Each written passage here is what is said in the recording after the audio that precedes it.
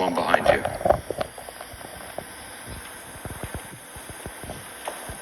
Mr. Budenberg, I have 4 questions. I represent the Lloyds Bank Victims Group, which is the Meadow files. I was also an industry stakeholder advisor on property fraud and money laundering to HMRC, Treasury and Trading Standards. I can tell you there is fraud in those accounts and so on. I also have an apology today from Professor Nigel Harper, who can't be here. And what a shame as a victims group to see Dick Turpin's horse up there. I also represent a bigger group now, which is Project Hague. You can guess where we're going to take things, and that now represents 900 cases.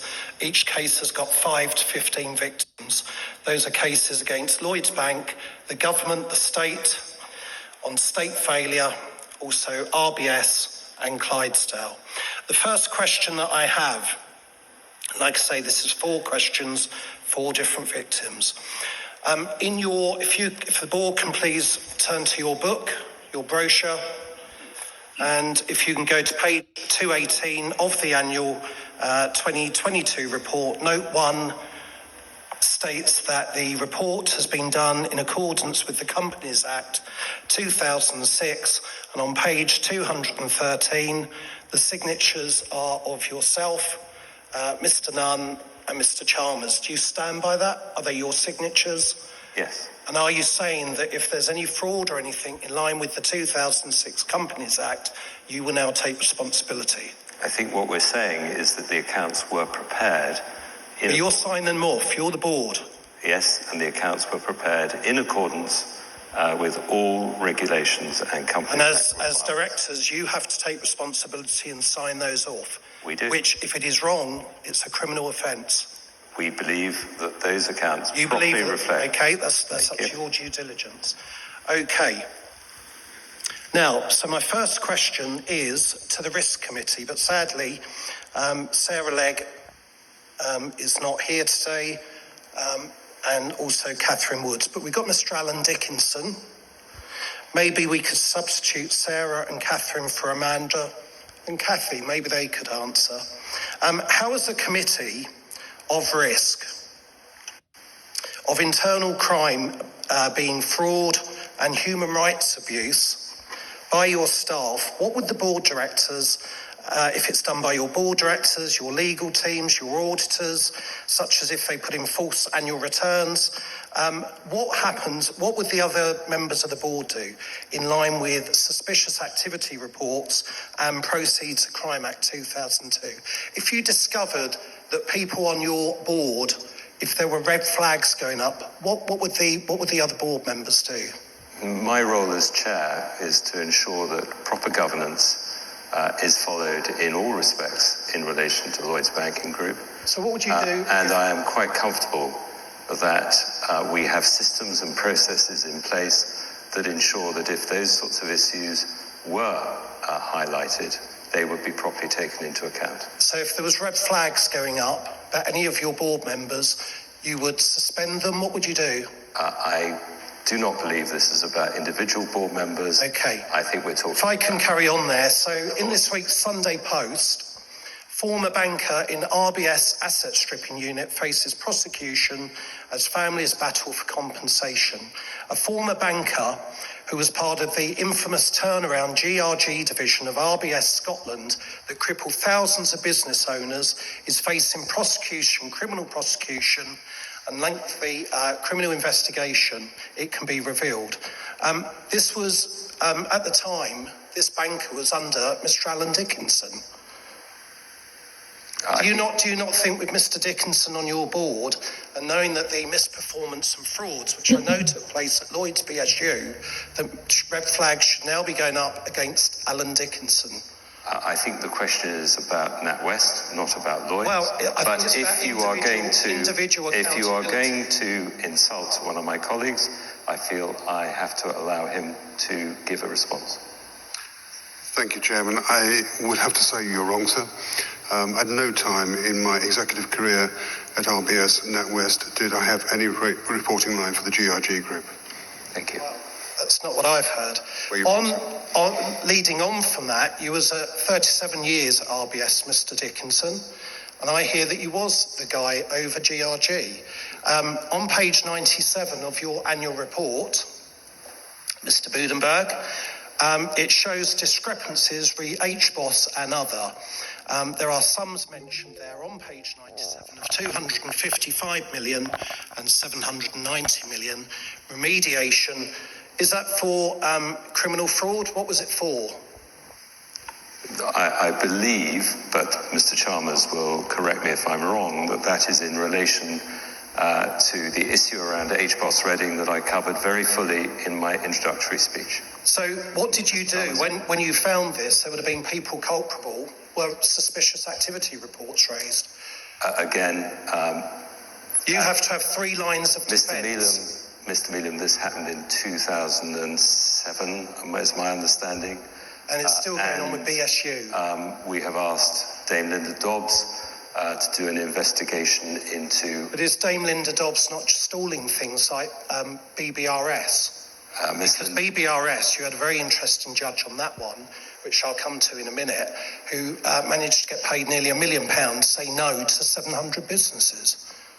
Dame Linda Dobbs is pursuing her inquiries, and we are providing, as I said earlier, all the possible resource that we can to help her expedite that outcome. Now, I have a meeting with Police Scotland later today with a number of victims. Would Mr. Dickinson or anybody from the board here care to join me? I've also got quite a bit of evidence. If you want to give that evidence to the police, we absolutely encourage I think what we're talking about, fraud starts it off, but then it's a consequence. And where it goes, it's causation. So now you're not just looking at fraud, Mr. Budenberg, you're looking at the International Criminal Court Act 2001. There's the Scottish version, you've got Article 71F, which is torture. So every time some of our victims see the advert with Black Bess running along from catastrophe, that caused a lot of our victims mental torture. And a lot of them, I'm now aware of over 50 suicide attempts. I'm aware of, with Project Hague, some of the other banks, we've had one chap put a rope up in a garage and succeed. We had another one put a hose pipe on a car exhaust. He succeeded too. Is this the culture of the bank? And I still haven't got an answer for what these big sums are, because they're obviously being paid out to victims, probably with NDAs. I've got a second question. Like I say, I've got various victims that can't be here today. Some are too ill. Some can't afford it after having their companies broke. Mr. Budenberg, on the Crown Estate's website, for which Crown Estate serves His Majesty the King Charles III, who on 6th of May 2023 this year swore oath to uphold law and accession. Now, a lot of people won't know what the accession was, but it refers to the Bill of Rights 1688, which is a main part of our constitution. With this, the King has to hold correct administration.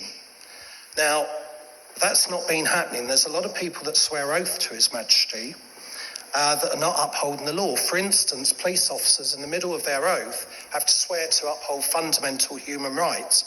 So 2 that come to mind would be Article 3, torture, and Article 6, right to a fair trial. And as you say, many of the cases come through court, which I'll come on to. Now, the reason I needed...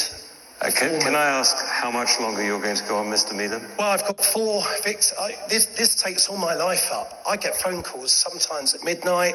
I have people sitting in lay-bys about to kill themselves. I'm doing you a favour. Manslaughter is quite a bad thing. So where I want to go on this is Exhibit 2.1. So, actually, on the Crown Estate's website, Mr. Budenberg, it says that you're a qualified chartered accountant, that you've got a law degree. What are you a chartered accountant of? What body? I qualified as a chartered accountant of the Institute of England and Wales. What, the ICAEW? Yes. But it says that you are a qualified accountant. That's not true, is it? It says, I believe, that I qualified as an accountant. It says you qualified as an accountant. It gives the impression you are an accountant. And what I've got here is an email from Nigel Howell, Head of Investigation and Professional Services, which says, I would like to clarify clarify that Mr. Budenberg is not an ICAEW member and has not been since 2005. Don't you think it should be clearer on that point? I think what is on the website is absolutely crystal clear. I think it's misleading, Mr. Budenberg. And leading on from that, I have then a letter from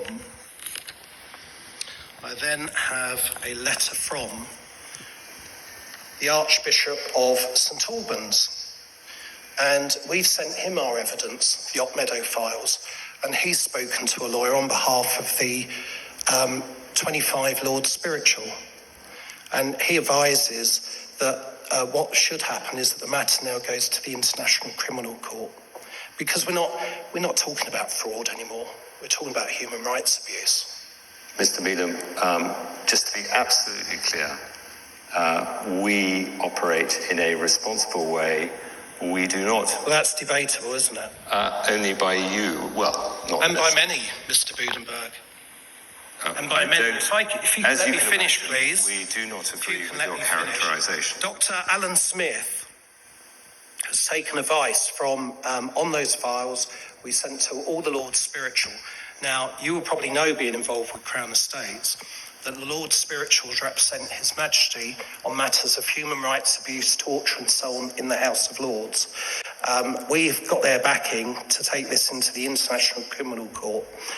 This includes failure by public servants who have been protecting the bank. And if we look at it, Norman Blackwell was the advisor to John Major. Lord Lupton here was the treasurer to the Conservative Party under David Cameron. Do you not think this is more a case that top senior politicians have infiltrated the bank? You know, I don't want to say Nazis or anything like that, but if we look at Nuremberg, there were 4 bankers that were involved in liquidising the assets of the Jewish people and putting them into the Nazi war machine. They were protected by the senior politicians. And that also included senior police, included crooked judges. If you wanted justice from the state, you were giving a Nazi judge in front of a Nazi lawyer. And it seems to me that a lot of the victims are going into state courts.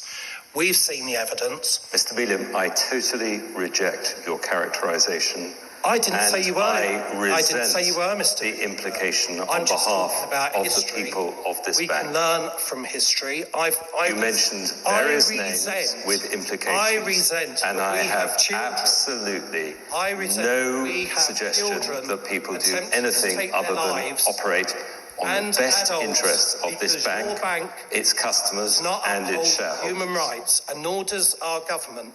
If we look at Priti Patel, in November 2014... Priti Patel is nothing to do with Lloyds Banking. Yes, she is. So I'll tell you why. That's where you're wrong, Mr. Budenberg. You see, Priti Patel, when she was Secretary to the Exchequer in 2014, she spoke about these atrocities down at the Bristol frauds and so on, which included Lloyds BSU. It's in the Hansard. I'll let you have a copy if you want. Now, she said these atrocities, went beyond fraud. They were human rights abuse, and they should be dealt with by the Home Office. She became the Home Office, the Home Secretary. Now, the Home Secretary, when you go to police, and we know Avon Somerset are crooked, we know City of London are crooked. And by the way, it's very interesting that Lloyds Bank do very, very big loans to the policy chair of the City of London Police.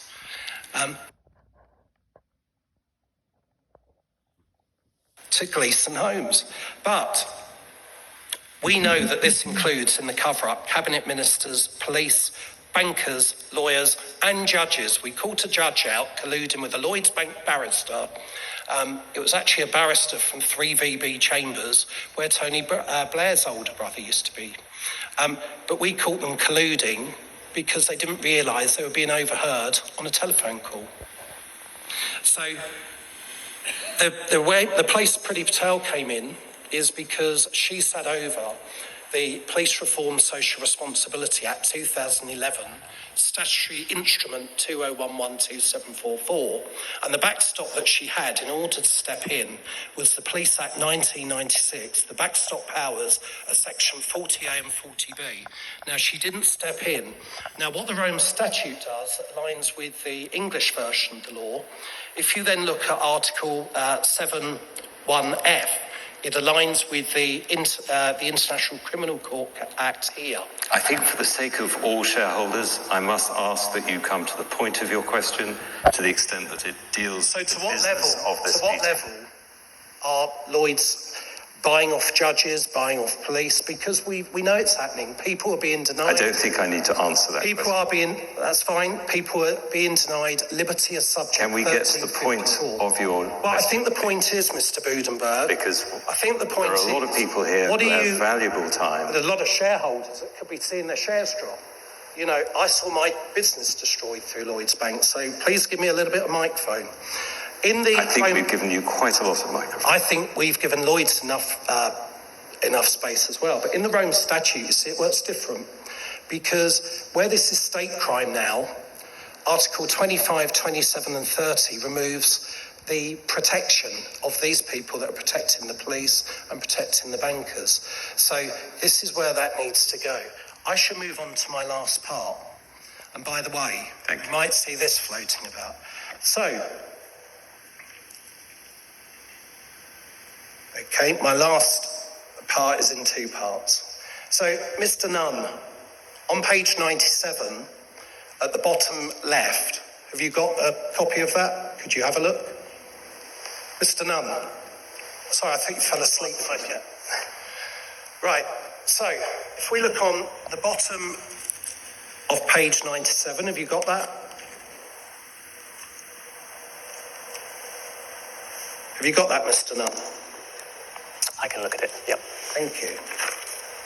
Now, it says risk management, internal control, financial reporting. Part of what I used to do with government was looking at, post the legislation, it would If then you can go keep to the Lloyds business, Mr. Mayor. I am Mr. Thank you. I am. I'm talking about compliance and risk. And obviously you have to do returns to the SEC, the F20 and the Sarbanes-Oxley.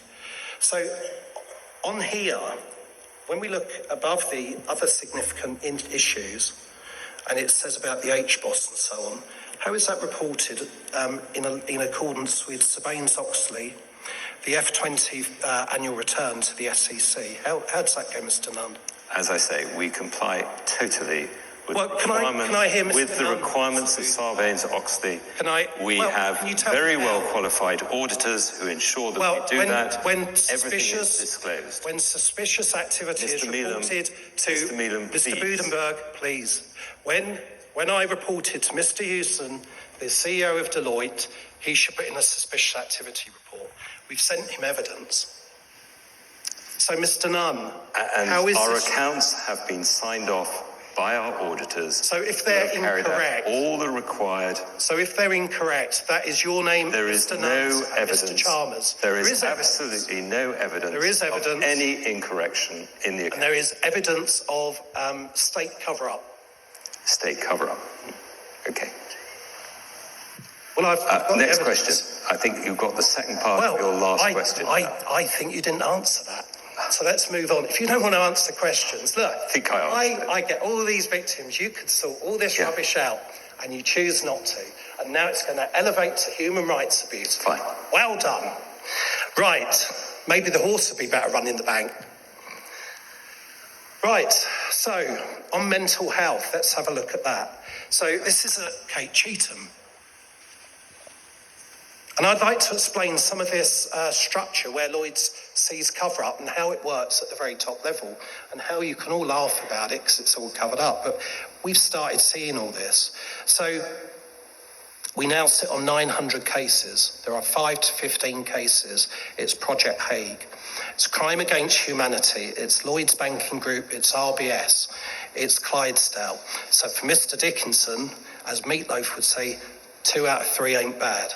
But could it be political? Could there be politicians and police complicit, and some judges and legals conspiring to rubber stamp unlawful asset thefts, like, as I say, 1933, what happened in Nazi Germany, where state lawyers, state police, state judges acted in crimes against humanity? It's what brought Nuremberg about, along with the Tokyo trials.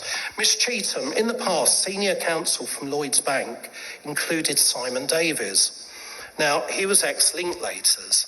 He's now a senior over the appeal courts in England and Wales. The last judge I had was Judge Richards. I went to court 23 times. I was denied liberty of the subject, which is due process, and a right to a fair trial. The current RBS senior counsel is Gideon Moore. He's ex-Linklaters.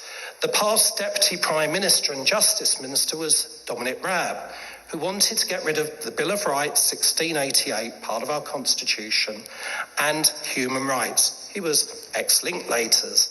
The President of the City of London Law Society and ex-Chief Adjudicator of the sham BBRS, who said no to 700 cases getting paid near £1 million, was Alexandra Marks, ex-Linklaters. Now, Miss Cheetham, have you ever worked at Linklaters? Miss Cheetham that is her personal issue. I think it is on record that she worked for Linklaters. Miss Cheetham, did you work for Linklaters? Linklaters is a very fine firm. Can the lady, look, Linklaters is a very fine firm, Mr. Budenberg. Could we let Miss Cheetham answer? Miss Cheetham, did you work for Linklaters? Yes, I worked for Linklaters. You did.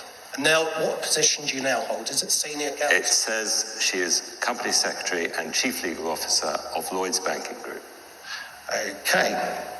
So, unfair trials, mental abuse, asset stripping, unlawful. So, legalese, unlawful, very different things.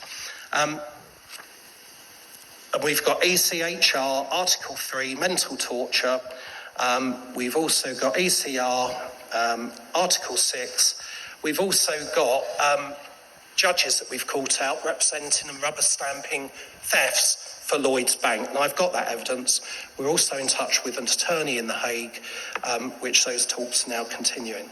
In the Nuremberg trials, I'm about to finish because I know you're going to have a little epiphyt again. In the Nuremberg trials, it saw 4 bankers sentenced, judges, senior police and lawyers.